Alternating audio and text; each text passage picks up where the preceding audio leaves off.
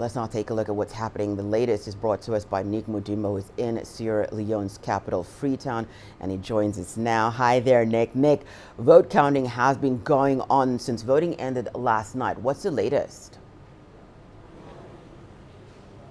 Absolutely, Hannah. So the counting started a bit late after the gates were closed because of some logistical issues. But yes, as you said, a lot has been happening right now. So the counting ended at around maybe, let's say, 9 p.m. Sierra Leone time. And as it is, some polling centers in the rural areas did not manage to actually remit the results on time. So this is where logistical issues came to play. And most of these polling centers had to start late as 4 p.m. That's when they were starting to vote. So as it is right now, we are at the elections hub, at the ECSL election hub, where they'll be announcing the results as they trickle in. So far, results will be coming in to regional centers rather, and then later they'll be coming into the National Tallying Center.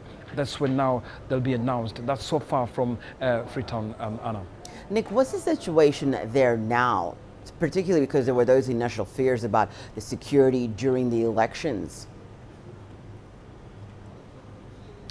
So in terms of security, everything went seamlessly and it was smooth, though some people felt like it wasn't really very satisfactory. Many people felt like indeed the names were missing on the registers and security personnel had to be involved in quelling the rage. And in this situation, we had some even polling centers that had ballot boxes with no serial numbers, and most of these culprits were taken away by the security personnel, meaning security was well planned, was well organized. And in terms of such tense moments, many of them even last night of patrolling the city, Freetown, was full of both the military and the police in terms of such tense moments. But as it is right now, Hannah, it's about time that indeed the ECSL will be coming shortly just to start updating the public about the latest figures as they come in to the National Tallying Center, Hannah. And I was going to ask you that, from what you're hearing, Nick, what can we expect in the coming days?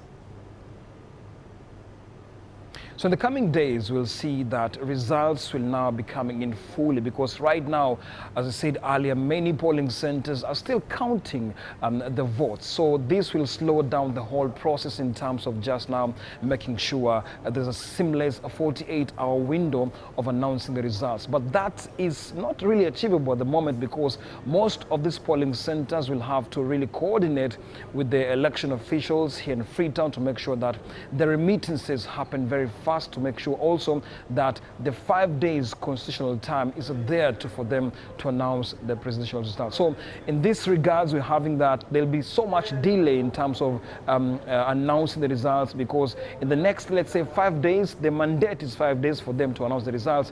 There'll be so much delay in terms of even coming in and announcing credible results. So far right now, many of Sierra Leoneans are just hopeful that indeed what they yearn for will be achieved, because they feel like sometimes some of these hiccups happen to maybe disrupt the consistent flow. But I talked to many of them and they're saying that they are not so happy with how things happened. Some of them say that even security personnel blocked them from voting. But all this is something that indeed the observers and the ECSL confirmed themselves and indeed brief us in a few, Hannah. Well, we'll continue to hear from you while you're there, Nick. Thank you so much for all that. Nick Mudimo speaking to us from Sierra Leone's capital, Freetown.